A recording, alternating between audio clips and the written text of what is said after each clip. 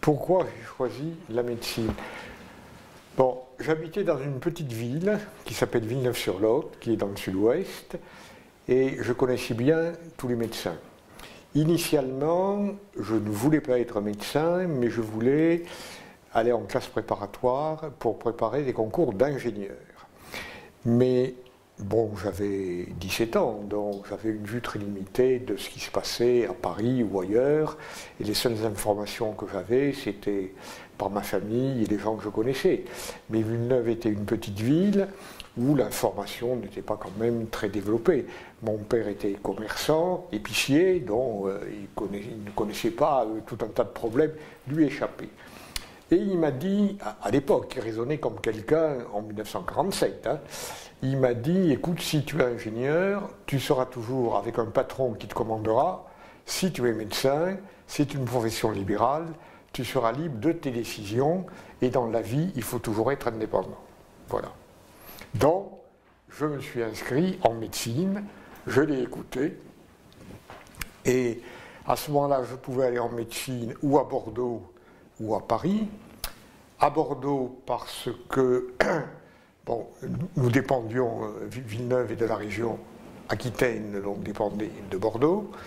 Et d'autre part, la sœur de mon père habitait Bordeaux, elle m'aurait reçu et hébergé sans aucun problème. Mais comme j'avais la possibilité d'aller à Paris aussi, j'y suis allé, d'autant plus que les médecins locaux m'ont dit, écoute, si tu veux faire une carrière universitaire, à Bordeaux c'est fichu, ils ne nomment que des fils de patrons. Donc tu n'as aucune chance à Bordeaux. À Paris, c'est une ville qui est beaucoup plus grande, il y a beaucoup plus de possibilités, donc il vaudrait mieux que tu ailles à Paris. Voilà. Vous avez quelques regrets de la choix de médecine ou... Non. Alors bon, comme je ne sais pas si c'est une qualité, mais disons que je m'adapte facilement. Parce qu'à l'école, dans l'enseignement secondaire, tout m'intéressait. C'est-à-dire que j'aimais bien autant faire du latin, faire de l'anglais, faire des mathématiques, faire de l'histoire. Donc j'étais intéressé par tout ce que j'apprenais. Donc je pense que je me serais adapté aux différentes situations. Et la néphrologie? Alors, la néphrologie, c'est plus tard, ça, bien entendu. La néphrologie, vous savez qu'en France, il y avait un système, à l'époque, où, à côté du cursus universitaire, il existait un cursus hospitalier. C'est-à-dire que les étudiants en médecine préparaient un concours qu'on appelait l'externat, et quand ils étaient externes, ils préparaient un concours qu'on appelait l'internat. Et j'avais comme conférencier d'internat Georges Mathé. Son nom ne vous dit peut-être rien, c'est un hématologue connu. Et quand j'ai été reçu à l'internat, Georges Mathé m'a donné un certain nombre de lettres pour des patrons auxquels je demandais des places d'interne. Parce que l'internat durait 4 ans. Et on préparait son programme d'internat dès que l'on était reçu. Parce qu'il était difficile d'avoir des places chez les patrons les plus renommés, ceux chez lesquels on pensait que l'apprentissage serait le meilleur, et ceux aussi pour lesquels on pensait qu'ils pourraient le mieux vous aider dans votre carrière professionnelle. Donc il ne fallait pas prendre des patrons trop vieux parce qu'ils étaient près de la retraite et qu'ils ne pourraient plus rien pour vous. Il ne fallait pas prendre des patrons trop jeunes parce qu'ils étaient au début de leur carrière, ils n'avaient aucune puissance. Donc il fallait prendre des patrons, disons, d'une 50aine d'années, qui avaient encore une 15aine d'années devant eux et qui pourraient vous aider dans l'accomplissement de votre carrière. Donc, Georges Mathé m'avait fait une lettre pour Jean Hamburger, qui était son patron, avec lequel il travaillait à l'époque, parce qu'avant d'être hématologue, il a commencé par travailler en néphrologie. Donc, il m'avait fait une lettre pour Jean Hamburger, en me disant « Tu ne le verras pas, parce qu'il est hospitalisé actuellement pour une tuberculose, mais tu verras son assistant qui fait marcher le service, Gabriel Richet, que je connais très bien. » Donc, je me suis présenté dans le service de M. Hamburger, j'ai été reçu par Gabriel Richet, qui m'a donné, ça c'était en février 1953, il m'a donné une place d'interne pour mai 1956, parce que le début de l'internat était décalé du service militaire. À l'époque, en France, le service militaire légal était de 18 mois.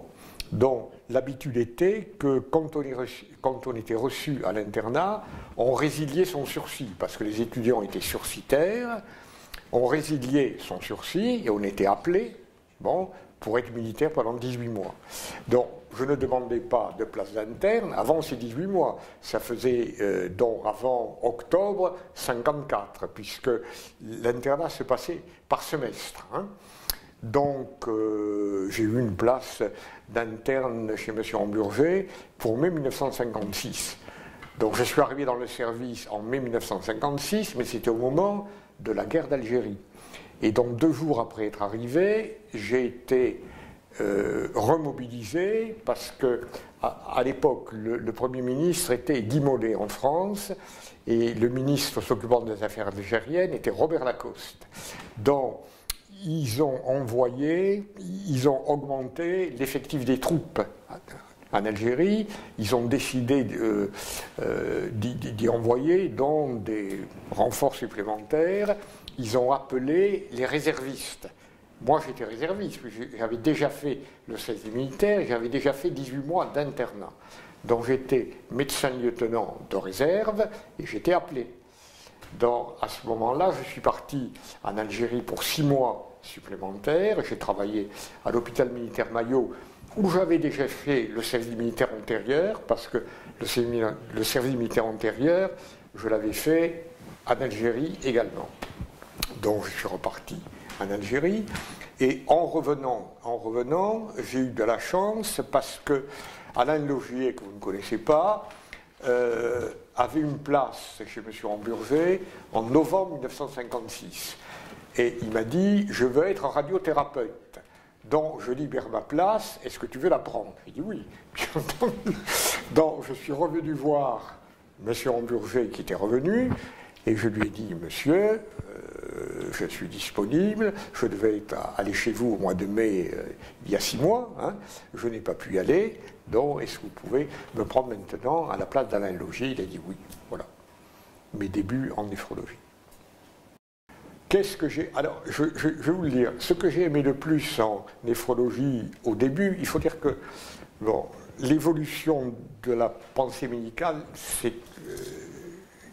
n'est pas la même, c'est-à-dire qu'on ne raisonnait pas de la même manière en 1956 et en 2011. En 1956, ce qui m'intéressait en néphrologie, c'était que c'était une médecine scientifique. C'était une médecine scientifique. Bon, je vous ai dit que j'aurais voulu être ingénieur initialement, donc la partie quantitative de la médecine m'intéressait beaucoup. La partie courbe, discussion, donc il y avait peu de disciplines scientifiques. La médecine était extrêmement clinique à l'époque. Pour les conférences d'externat, on apprenait par cœur les descriptions de l'éruption cutanée, de la varicelle. Donc, si vous voulez, c'était une médecine extrêmement clinique. On apprenait toute l'anatomie humaine dans les moindres détails, toutes les petites aspérités sur la clavicule, très bien. Donc ça, on le savait très bien, mais c'était pas très scientifique. Ça faisait jouer sa mémoire, et c'était tout. Donc ce qui m'intéressait en néphrologie, c'était que c'était une médecine scientifique. Voilà quelle est la chose qui m'a le plus intéressé en néphrologie au départ. Et maintenant Maintenant, c'est pas pareil. C'est-à-dire, maintenant, je ne fais plus de néphrologie. C'est-à-dire, j'ai été, Pierre Ronco le sait, président de la Fondation du Rhin pendant 5 ans, à peu près. Durant cette période-là, j'ai continué à m'occuper de néphrologie, puisque la Fondation du Rhin cherche à collecter des crédits pour favoriser la recherche en néphrologie. Donc, je m'occupais plutôt des problèmes administratifs que des problèmes proprement scientifiques, mais j'étais quand même amené à lire quelques dossiers. Et l'aspect technique qu'il y a, c'est qu'à l'Académie de médecine, nous écrivons des rapports qui sont ou scientifiques ou d'administration de la médecine et de santé publique.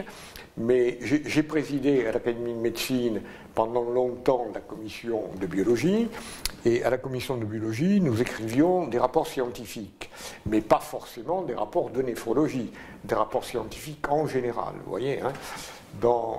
C'est moi qui les écrivais, et nous, avant d'écrire ces rapports, nous auditionnions un grand nombre de gens spécialistes et experts dans le domaine. Ils sont écoutés, ils sont auditionnés, des notes sont prises, on leur demande leurs diapositives, on réfléchit dessus, et à la fin, un rapport est rédigé, hein. Mais ça, c'est des rapports dans la partie scientifique de la médecine en général.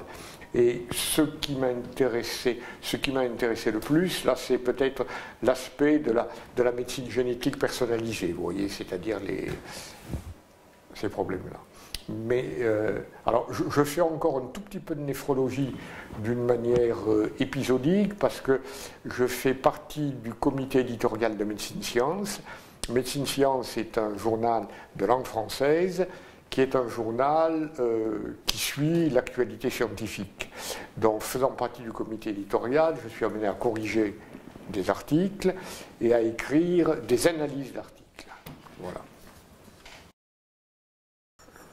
Monsieur Hamburger était né en 1909, donc moi, quand je l'ai connu en 1956, il avait donc 47 ans. Hein.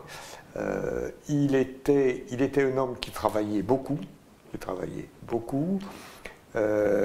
qui était très conscient de ses qualités intellectuelles, vous voyez, hein.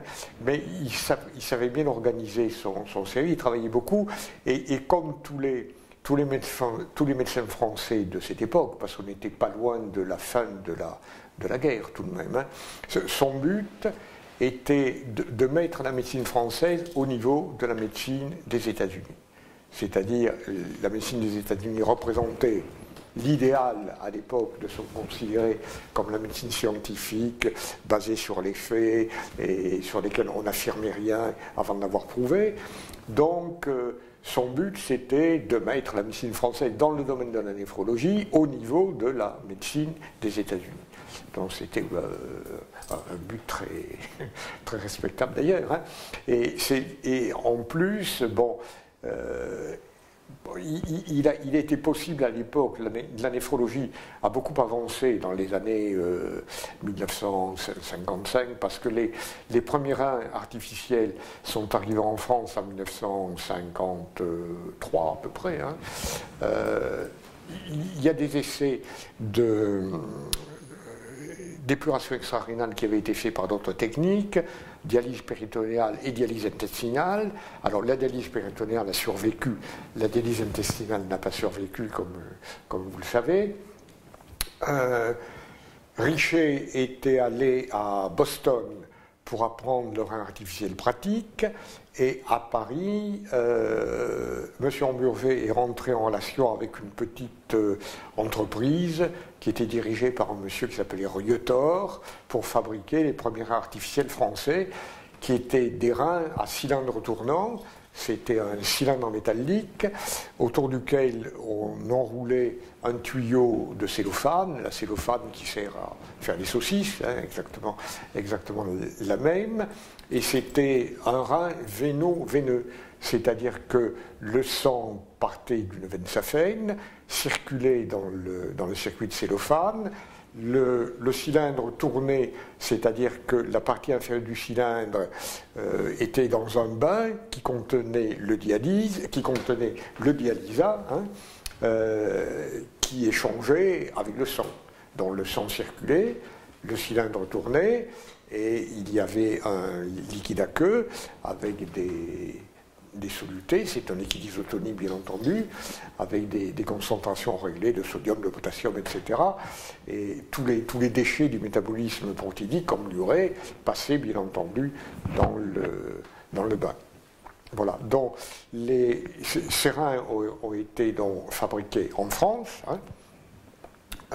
Ils ont été diffusés un peu partout, et le service de M. Hamburger au début était le seul service de néphrologie français.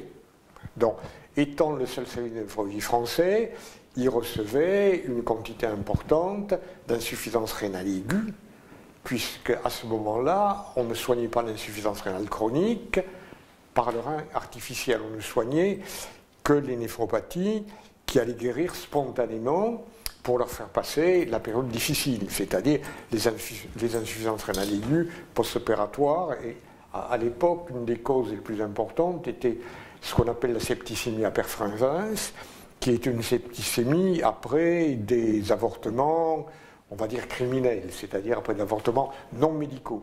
Hein, c'est-à-dire c'est des femmes qui avaient subi un avortement dans des conditions septiques, donc il y avait une infection utérine, le germe le plus souvent en cause était le perfringens, il y avait une septicémie, et septicémie qui a entraîné une insuffisance rénale aiguë.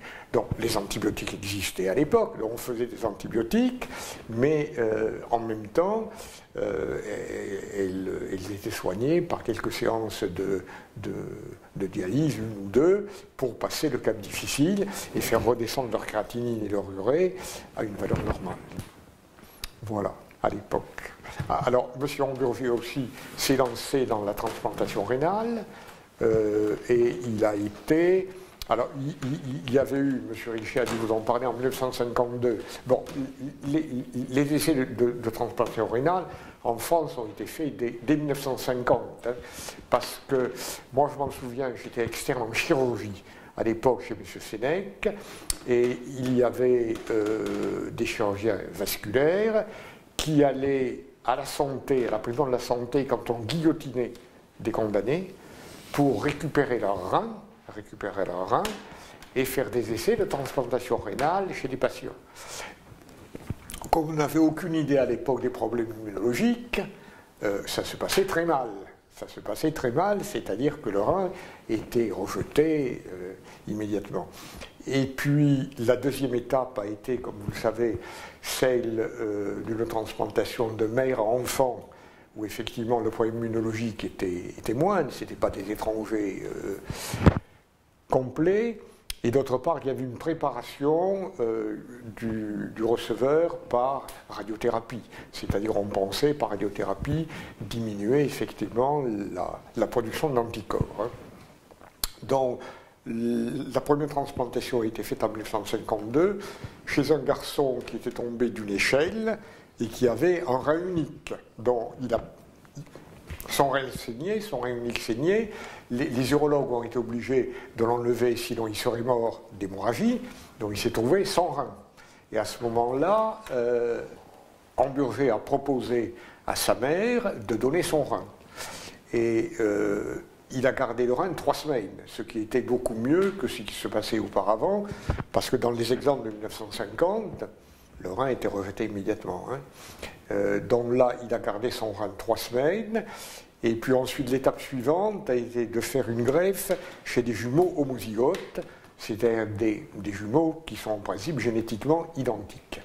Et la première greffe de jumeaux homozygotes a dû être faite en 1957 à peu près, et a réussi. Hein. Mais les premières greffes d'hétérozygotes, hein, ou de gens totalement différents, ont été faites en France par M. Kuss et pas par M. Hamburger.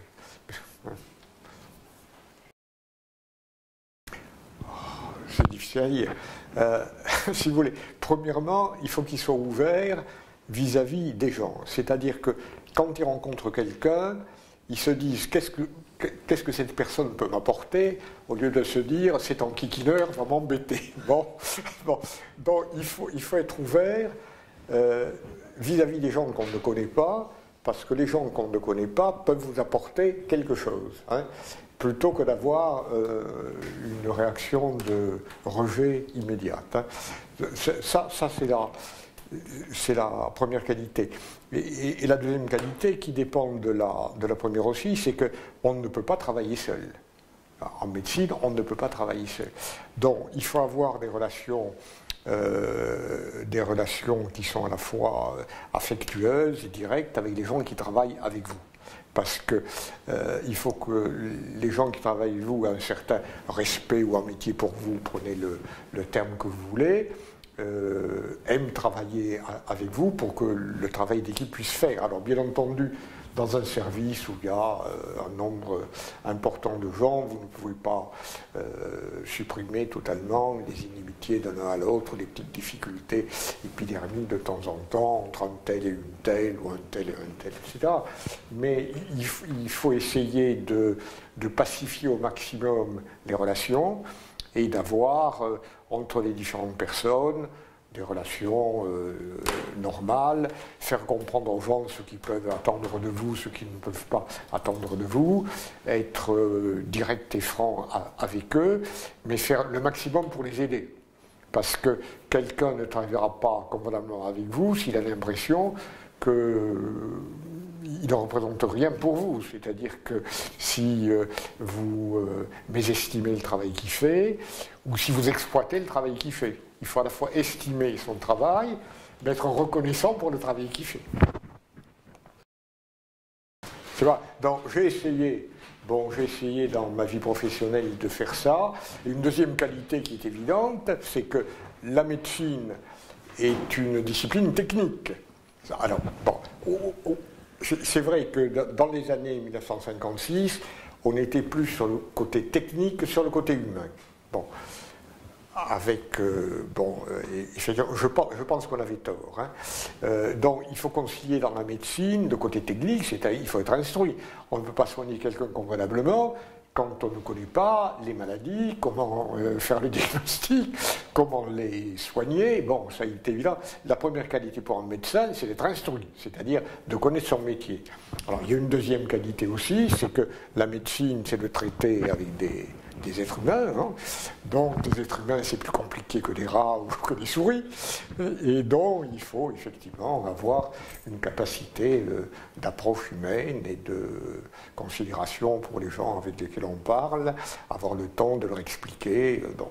Alors ça c'est la partie la plus difficile, parce que les médecins, surtout actuellement, sont pris par des tâches de soins, des tâches d'enseignement, des tâches de recherche, des tâches administratives, qu'en plus, les gens, la médecine est quand même mondialisée.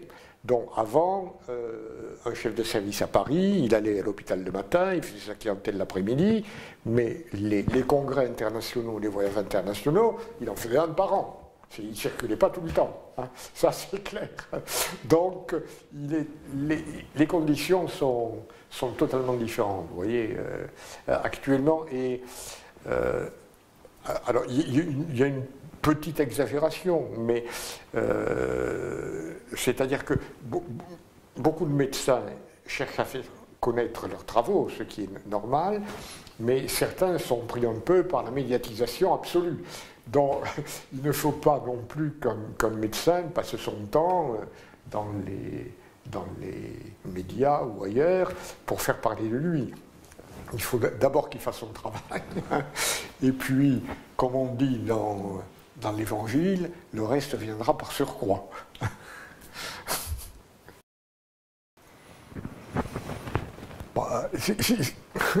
Si j'ai fait de la physiologie, il y a eu deux temps. Hein. Premier temps, j'étais, à la fin de l'internat, l'assistant de M. Richet en clinique. C'est-à-dire que je faisais de la néphrologie clinique et en même temps, j'avais monté à Tenon un petit laboratoire où on faisait uniquement de l'investigation clinique humaine. C'est-à-dire, on n'avait pas d'animalerie à l'époque, on avait un laboratoire dont notre seul sujet d'expérience, c'était l'homme malade. Bon. Alors, les conditions légales n'étaient pas les mêmes en 1960 qu'en 1990. Donc, on faisait peut-être ce qu'on n'aurait pas fait en 1990. C'était une invasion, bien entendu, on ne mettait pas en danger la vie des gens, mais ni même en dehors de leur vie, ni même leur état de santé. Mais on ne leur demandait pas leur avis. C'est-à-dire, on faisait tout un tas d'examens chez eux, sans leur en expliquer ni l'intérêt, ni le protocole dans lequel ils rentraient, etc. C'est une médecine directive, hein, extrêmement directive. Et qui, bon, donc j'ai fait de la clinique et de l'investigation clinique humaine. Et puis pour des raisons, il serait trop compliqué de vous les expliquer en détail, mais disons qu'à l'époque, on obéissait absolument à ce que le patron décidait. Quand le patron vous disait c'est comme ça, c'était comme ça. Donc il n'y avait pas de discussion. Il n'y avait pas de discussion. Donc à l'époque, il y a eu des concours d'agrégation de professeurs. Et M. Hamburger, pour des raisons dans lesquelles je ne veux pas entrer, m'a dit vous allez être professeur de physiologie, point. Pas de discussion. Donc, pas de discussion. Donc, je ne pouvais pas lui dire je préfère être professeur de néphrologie. C'était bon, il avait décidé que. Bon, la décision étant prise, je n'avais qu'une possibilité, m'incliner. C'était ça ou c'était rien. Vous voyez, hein? Donc, c'est pour ça que j'ai pris la physiologie. Alors, avant, vous savez, comme les députés qui cherchent la circonscription où ils ont le plus de chances d'être élus, parce que je travaillais avec M. Richer qui était jeune, donc qui avait une influence, mais qui n'avait pas une influence considérable. Donc j'avais plusieurs patrons. Un de mes patrons m'avait proposé de me présenter à l'agrégation d'hygiène, c'est-à-dire de santé publique. Ce qu'on appelait hygiène autrefois, c'était la santé publique. Je me suis présenté à cette agrégation. J'ai préparé l'agrégation de néphrologie. Et j'ai été reçu finalement à l'agrégation de physiologie. Donc, vous voyez, parce que physiologie, c'était la physiologie totale. C'est-à-dire qu'on pouvait être intéressé sur la neurophysiologie, le cerveau, la physiologie de l'estomac, la physiologie du foie, des muscles, de tout ce que vous voulez. Hein. C'est une physiologie globale qui demandait quand même plus de travail dans sa préparation que la néphrologie, que je connaissais bien et qui était relativement limitée. Donc, en 1965, je comptais passer l'agrégation de néphrologie le mois suivant, et M. Hamburger m'a dit non, dans un mois, c'est celle de physiologie que vous passez. Donc, celle de physiologie, je ne l'avais pas préparée.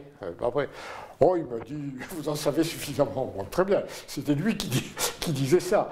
Mais il m'a mis dans une situation difficile quand même, parce que quand on vous dit un mois avant que vous changez de domaine d'agrégation, ça pose quelques problèmes.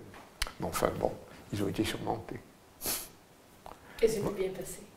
Ben, ça s'est bien passé, je vous dis, sans se décrire soi-même, j'ai une bonne qualité d'adaptation. Hein. J'aurais été nommé professeur de santé publique, j'aurais fait de la santé publique. Voilà, donc ça s'est bien passé pour ça. Mais alors, en physiologie, dans la partie recherche, j'ai fait de la physiologie rénale. Hein. Donc, au tout début, j'ai continué l'investigation clinique, surtout. Hein. Et puis, petit à petit, comme l'investigation clinique a des limites, c'est-à-dire que chez l'homme, on ne peut pas faire n'importe quoi. Hein. Donc, je suis passé à l'expérimentation animale dès qu'on a disposé d'une animalerie.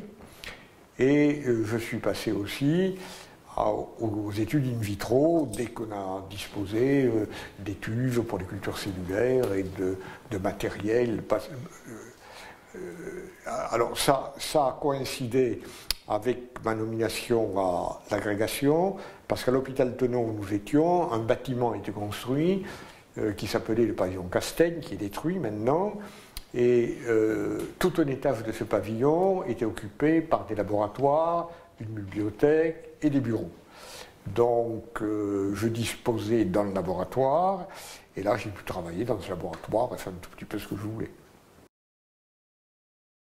La clinique, le labo, tout, je voulais tout. Donc, alors bon, l'enseignement, ça va bien à petite dose. Bon, parce que alors, il est sûr qu'en physiologie, l'enseignement est plus lourd qu'en néphrologie. Parce que la physiologie est enseignée aux étudiants au début des études de médecine, ils sont donc très nombreux, c'est une discipline qui est importante, donc on a beaucoup de cours. L'avantage, c'est qu'à Paris, à l'époque, j'ai été nommé professeur à une époque où on a nommé comme un certain nombre de professeurs, hein, dont dans ma faculté, il y avait 4 professeurs de physiologie. Donc 4 professeurs de physiologie, l'enseignement était divisé par 4. Si j'avais été dans une petite ville comme Limoges ou comme Brest, j'aurais dû faire toute la physiologie. À Paris-Saint-Antoine, je faisais un quart de la physiologie. Et je prenais le quart que je connaissais le mieux. Hein. Ça fait que l'enseignement était moins pénible à Paris qu'il était pour un professeur de physiologie dans une petite ville, dans une petite faculté où il avait assuré. Oui. Donc à Paris, ça laissait un tout peu, ça laissait plus de temps. La partie, alors, il y avait la partie recherche et la partie hospitalière. Donc, dans la partie hospitalière, j'ai eu ce qu'on appelait à Tenon un service dit d'exploration fonctionnelle. C'est un service dans lequel les malades venaient pour la journée. Bon, on leur faisait des prises de sang, des explorations diverses, et le laboratoire était à côté, et les dosages étaient faits dans le laboratoire à partir des prélèvements qu'on avait effectués chez le malade examiné. Hein. Donc, en 1965, la mode était aux isotopes radioactifs. Parce qu'on avait besoin de traceurs. Vous savez que les premiers dosages radioimmunologiques ont bouleversé totalement l'endocrinologie, parce qu'on était incapable de doser l'insuline, l'hormone parathyroïdienne, toutes les hormones, et on a pu le faire dès qu'on a introduit des marqueurs dans les techniques de laboratoire, et les premiers marqueurs qui ont été utilisés ont été les marqueurs radioactifs. Donc, moi j'avais beaucoup travaillé la radioactivité, j'avais fait un certificat ou un examen supplémentaire au centre de l'énergie, au commissariat à l'énergie atomique qui est à Saclay, où j'avais travaillé pendant 3-4 mois. Donc j'avais introduit les isotopes radioactifs à Tenon, qui nous servaient beaucoup, qui nous servaient pour la routine et qui nous servaient au laboratoire aussi comme marqueur. Et on a continué à s'en servir avec le début de la biologie moléculaire, où effectivement on se servait beaucoup de phosphore 32 à l'époque pour marquer l'ADN. Donc j'ai fait du labo, j'ai fait de l'hôpital, j'ai fait de l'enseignement, et comme tous les chefs de service, j'ai fait pas mal d'administration, enfin de plus en plus, parce que là aussi, enfin, Pierre Ronco connaît ça comme moi. Quand vous voulez vous occuper bien de votre service et de vos élèves, il faut avoir une certaine audience et il faut trouver de l'argent. Parce que dans un laboratoire, l'unité INSERM que j'ai dirigée travaillait avec 50% de fonds publics et 50% de fonds privés. Dans les fonds privés, il faut les trouver. Les trouver, ça veut dire qu'il faut avoir une certaine réputation, mais connaître aussi un certain nombre de gens. Donc, ça vous demande une partie de relations publiques. Et pour vos élèves, si on veut leur assurer une promotion, il faut siéger dans les jurys devant lesquels ils vont se présenter. Parce qu'il y a beaucoup plus de chances pour qu'ils soient nommés professeurs si vous êtes dans le jury que si vous n'y êtes pas. Hein, ça paraît évident. Donc on est obligé de ne pas délaisser totalement cette partie de sa carrière. Donc il faut être dans les différentes structures, le Comité national des universités pour l'enseignement,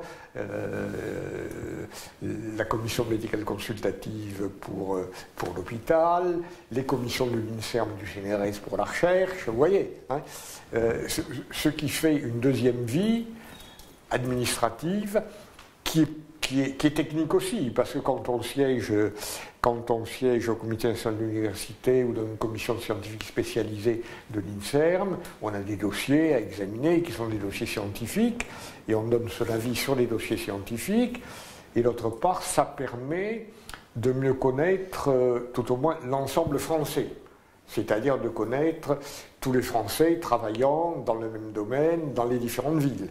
Parce que à Paris même, en 1960, Paris, il y avait une seule faculté de médecine.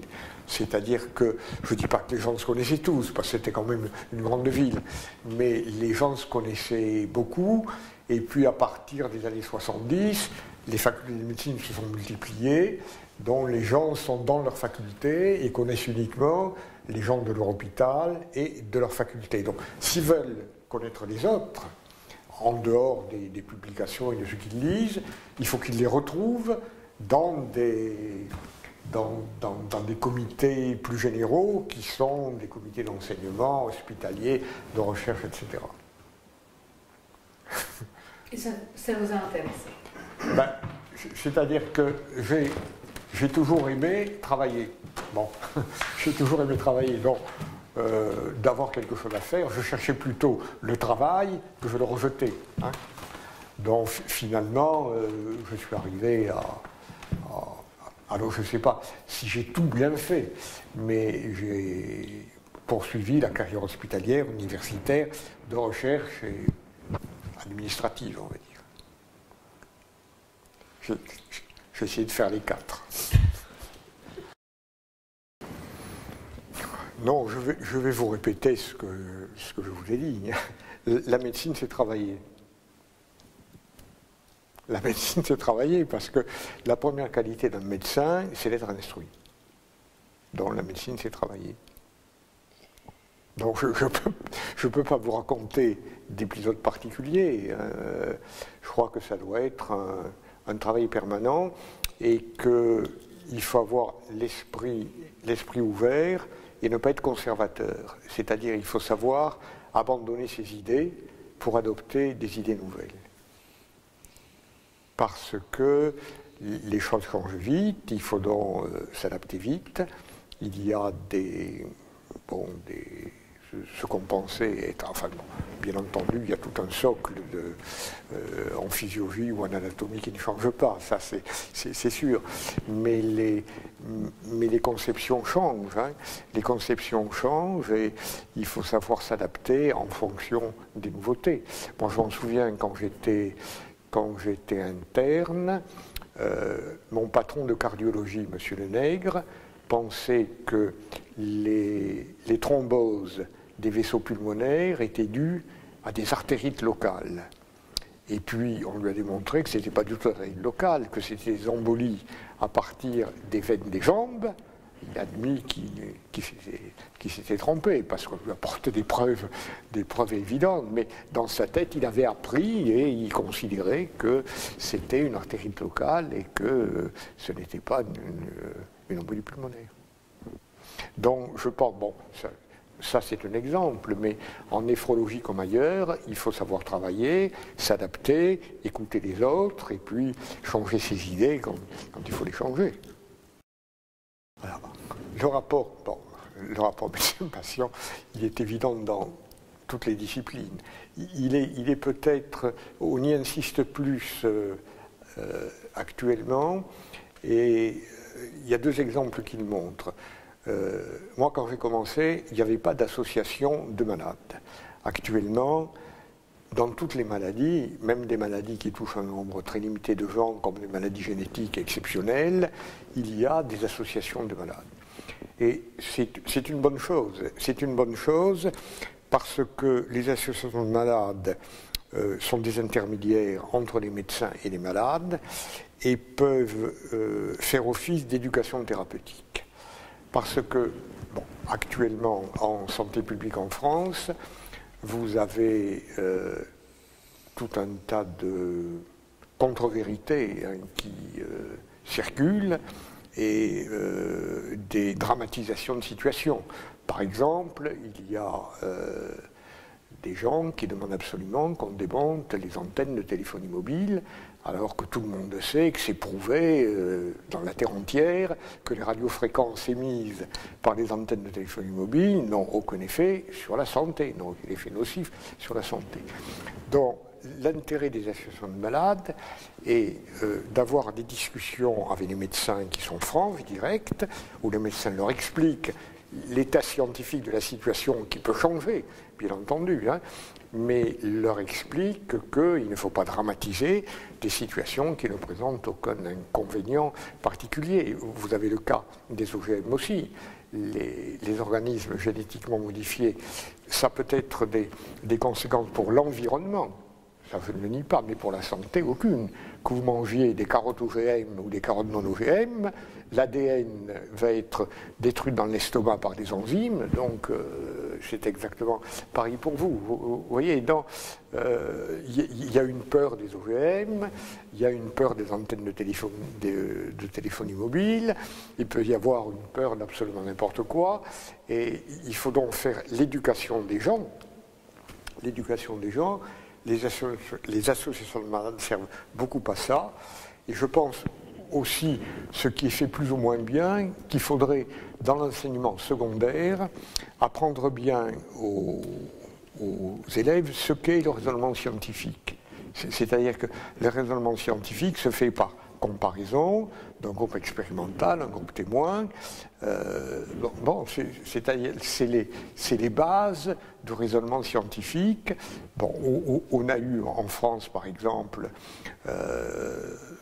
c'est un exemple comme un autre, un certain nombre de gens avaient dit que l'incidence des leucémies aiguës était plus importante dans les villes autour des centrales nucléaires qu'ailleurs. Bon.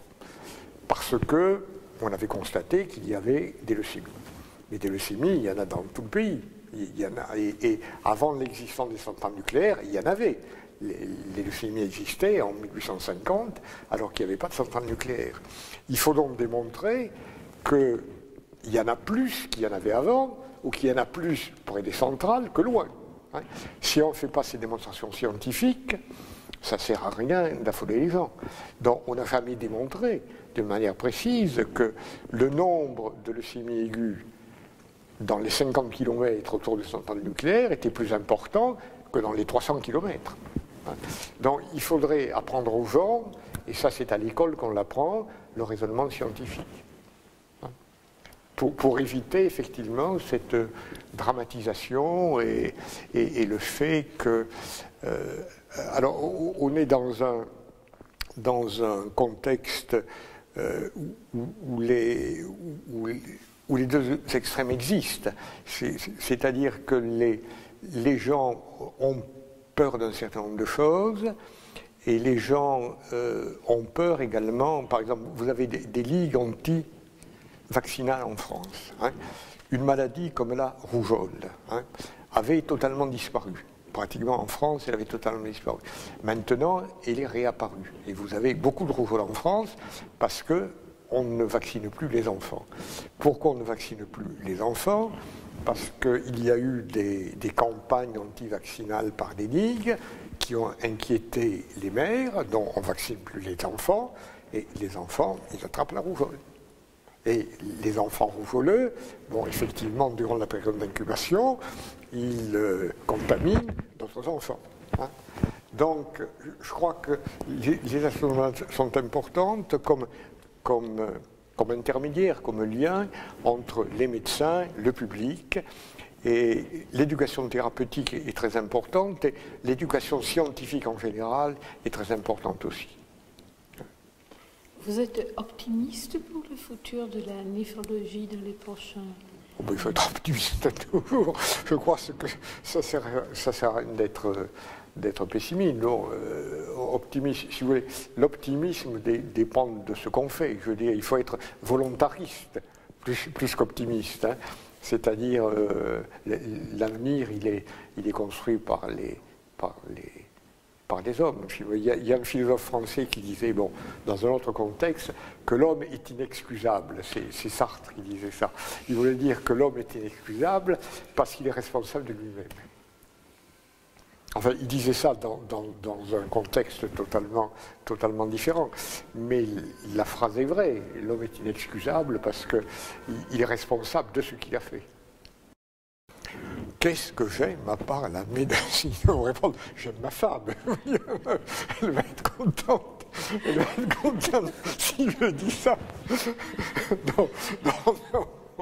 Bon, c'est une plaisanterie. J'espère pas complètement.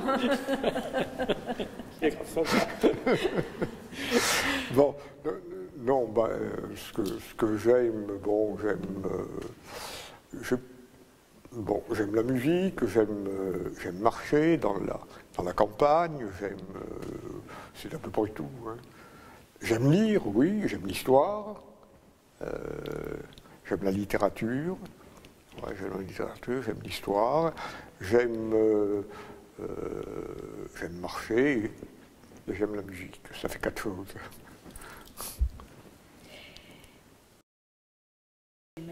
Ben, je crois que la médecine est une profession qui est intéressante parce qu'elle donne de multiples possibilités.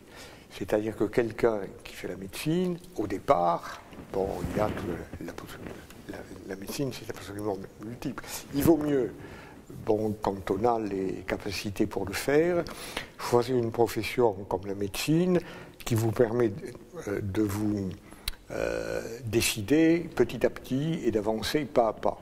Si par exemple vous prenez une profession, j'allais dire fermée, comme je sais pas quoi, je veux pas être désobligeant, hein, mais comme orthophoniste. Bon, vous commencez une orthophoniste quand vous avez 18 ans, vous êtes orthophoniste pour la vie. Vous voyez, parce que c'est une profession qui, dès le départ, est une profession limitée. Quand vous commencez des études de médecine, vous avez des possibilités multiples, vous voyez, hein, parce que, bon, vous pouvez faire de la santé publique, faire de la clientèle privée, vous pouvez faire de la chirurgie, vous pouvez faire de la radiothérapie, vous pouvez, bon, vous avez tout un tas de possibilités. Alors ces possibilités dépendent du hasard, ça dépend de vos goûts, ça dépend de vos choix, ça dépend des gens que vous avez rencontrés, mais vous n'êtes pas enfermé dans une filière unique.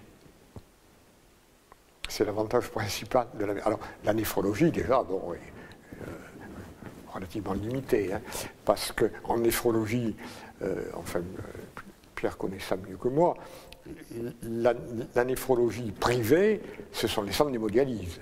Je crois qu'à part les centres d'hémodialyse privés, il n'y a pas de néphrologie privée. Le reste, c'est la néphrologie publique, c'est-à-dire il faut travailler dans l'hôpital comme professeur d'université, praticien hospitalier, ou dans une discipline fondamentale en choisissant la partie néphrologique, c'est-à-dire on est anatomopathologiste s'intéressant particulièrement au rein, ou on est immunologiste s'intéressant particulièrement au rein, ou on est physiologiste s'intéressant particulièrement au rein. Et qu'est-ce que vous conseillerez? Vous pensez que c'est encore une bonne choix? Ben, ça dépend de ce qu'on peut faire. Bon, il est évident que quelqu'un a plus de chances de trouver une situation et de vivre s'il est cardiologue que néphrologue. Bon, parce que la cardiologie est une discipline beaucoup plus vaste, dans laquelle il y a des... Bon, d'une part, les maladies rénales sont fréquentes effectivement, mais les maladies cardiaques le sont donc encore plus. Donc, si vous installez comme cardiologue dans une clinique privée, vous avez quand même tout le traitement des maladies coronariennes, la pose de stent, etc. Vous êtes sûr d'avoir un éventail très large. Hein. En néphrologie, l'éventail est plus étroit. Alors, si vous avez travaillé dans le public avec un patron qui vous aime bien, vous êtes sûr d'avoir un poste chez lui, d'avoir une possibilité de travailler ultérieurement chez lui, c'est oui. Si vous êtes un peu sans possibilité réelle, il veut me prendre une discipline avec un champ très large qu'une discipline avec un champ plus étroit.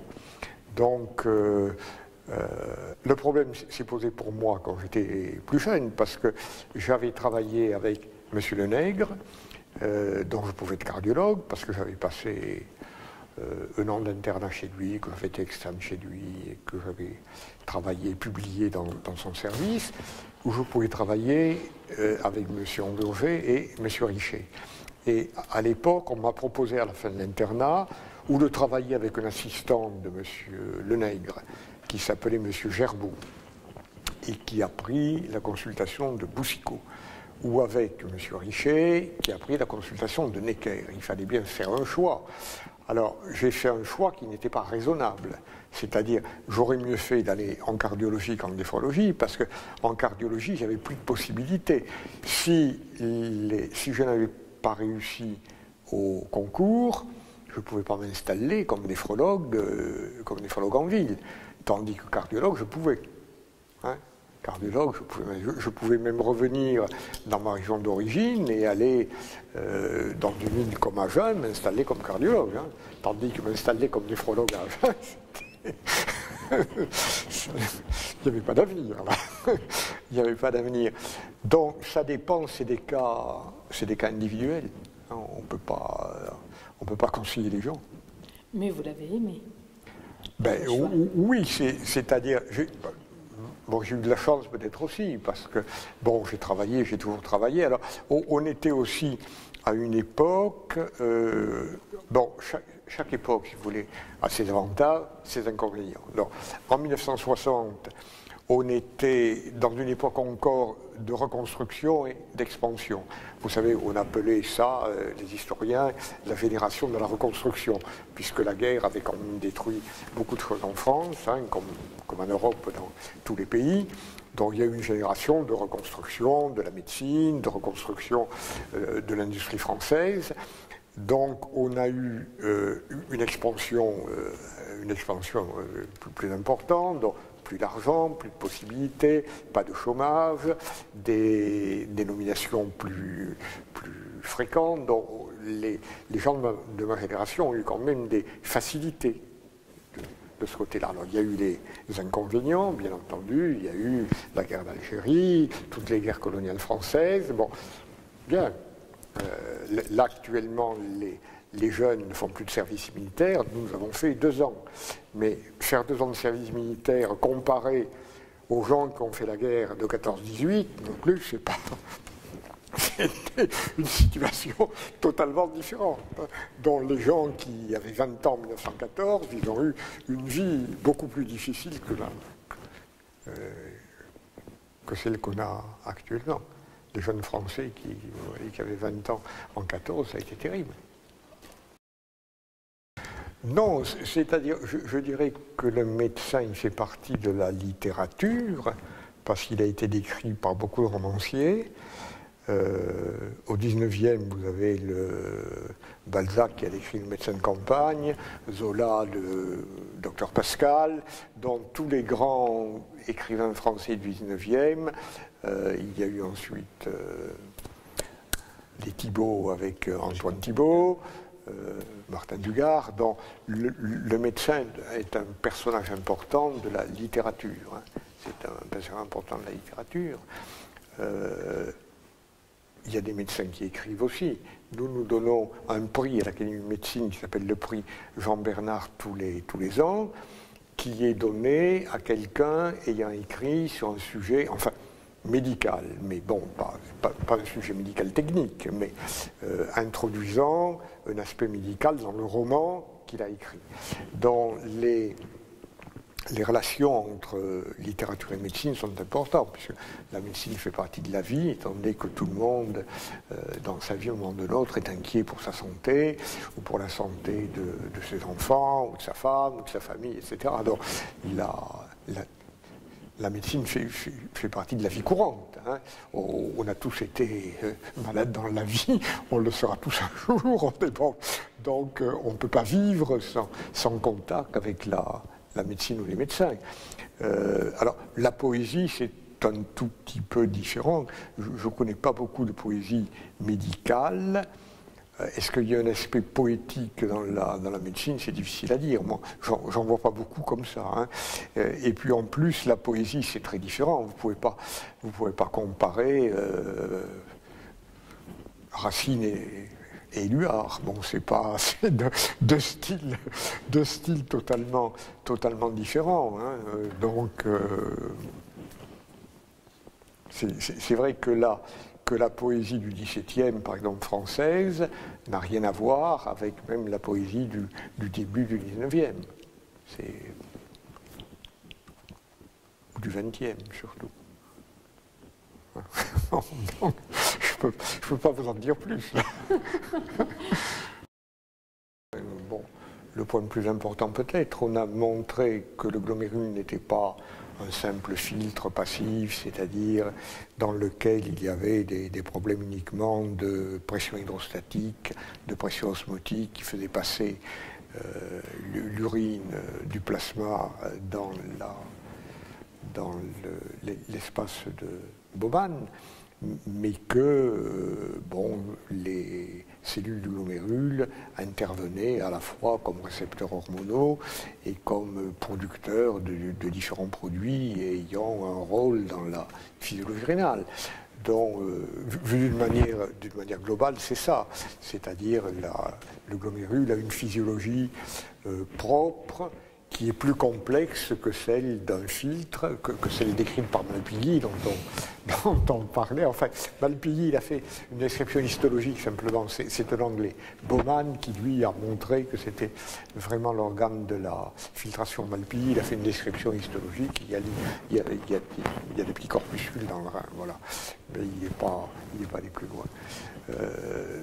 Donc, nous, simplement, ce qu'on a montré, on est allé un peu plus loin que le filtre. Il est évident que le glomérule, c'est là où se forme l'urine primitive. Ça, personne ne dispute ce point-là. Hein, et que la formation de l'urine primitive se fait à partir de facteurs physiques. Ça, c'est sûr aussi. C'est la pression hydrostatique du sang, c'est la pression oncotique des protéines. Tout ça, ça a été décrit par Brenner parfaitement bien, mais avant, au siècle précédent, un Allemand comme Ludwig aussi l'avait dit. Hein. Nous, ce qu'on a fait, c'est de montrer que le glomérule avait d'autres fonctions que celles d'un filtre. Il avait des fonctions supplémentaires, et c'est en accord avec la pathologie, d'ailleurs, puisqu'effectivement, toute la pathologie du glomérule et une pathologie, par exemple, ce dont Pierre Ronco s'est occupé, les glomérulites extramembraneuses, c'est effectivement l'existence d'antigènes dits néphritigènes qui se fixent sur les reins et qui vont entraîner des lésions locales qui vont développer une néphropathie. Donc, nous, ça a été de donner une personnalité au glomérule. Je m'en souviens ici, dans cette académie, dans les années 80 et quelques, M. Richer m'avait demandé de faire un exposé. Et j'avais pris physiologie du glomérule, ou je ne sais plus quoi, et M. Hamburger était membre de l'Académie de médecine, il a voulu introduire mon laïus, il a dit avec son style habituel, il a rendu le glomérule intelligent. Je trouvais que la phrase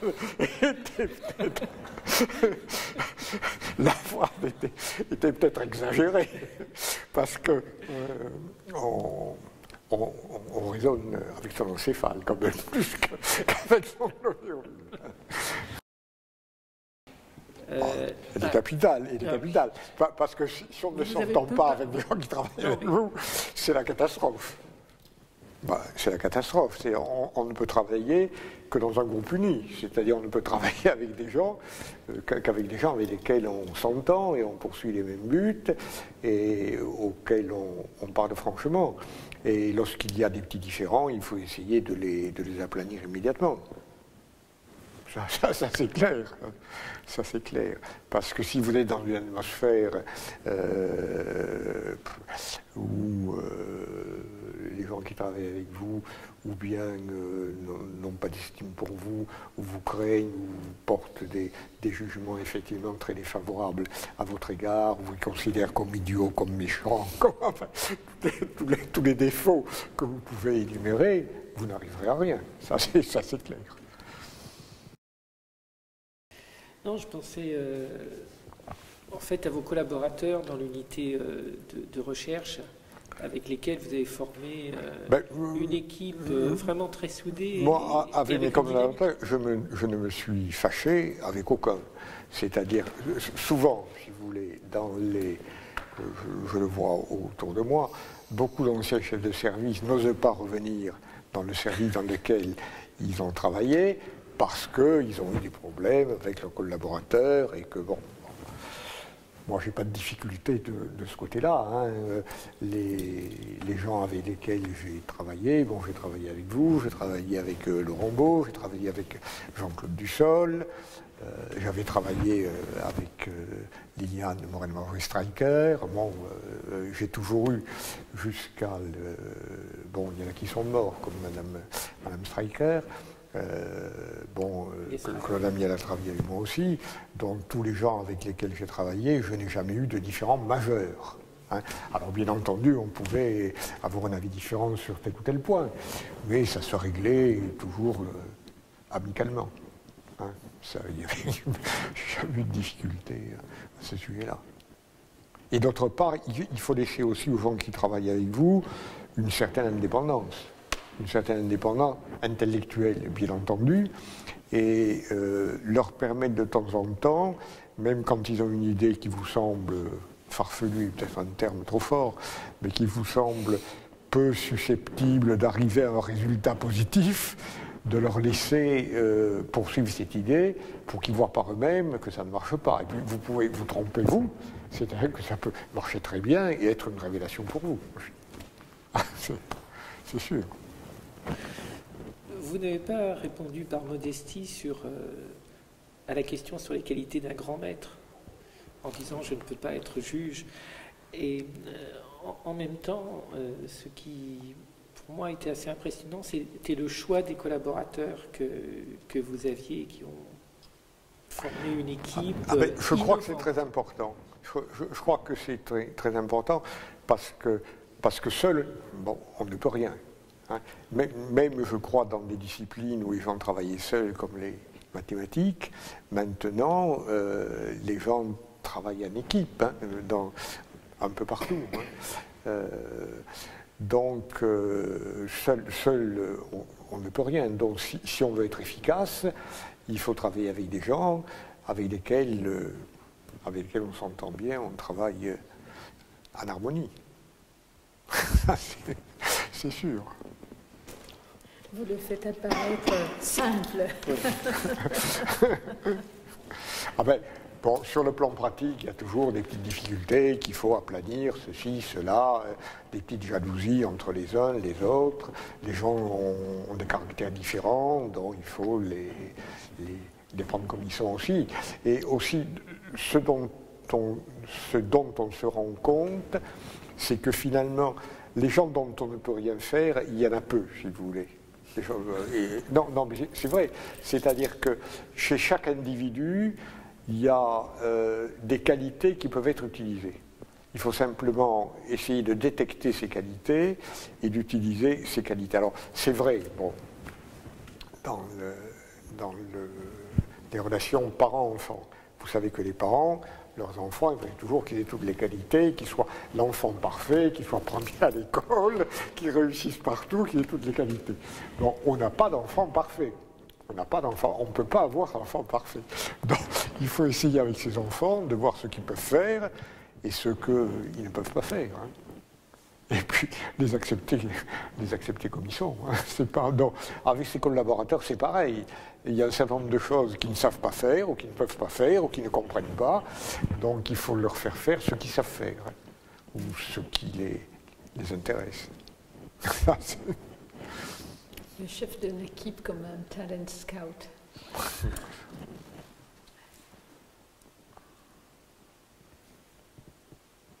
Bien. Est-ce qu'il y a quelque chose d'autre que vous auriez envie de nous dire? Non, je n'ai pas de... Sinon que... Bon, je travaille à l'Académie de médecine, là. Je suis secrétaire perpétuel pour encore 3 ans. Alors, le problème quand on vieillit, c'est qu'on n'est pas maître de son état de santé.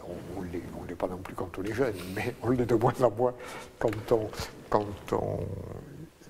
on vieillit. Et le handicap majeur, c'est d'avoir un état de santé qui ne vous permet plus de travailler. C'est ça.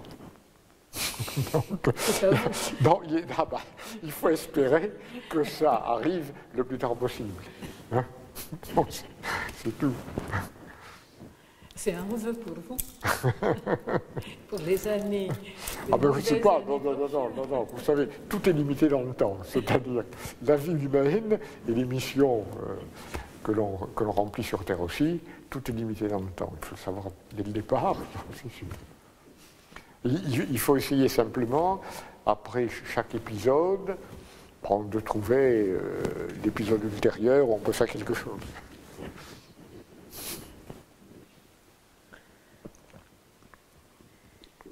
Très, très sage et très gentil en même temps. Voilà. Merci beaucoup. Non, mais c'est moi qui vous remercie. Merci. Ah oui, c'est vrai.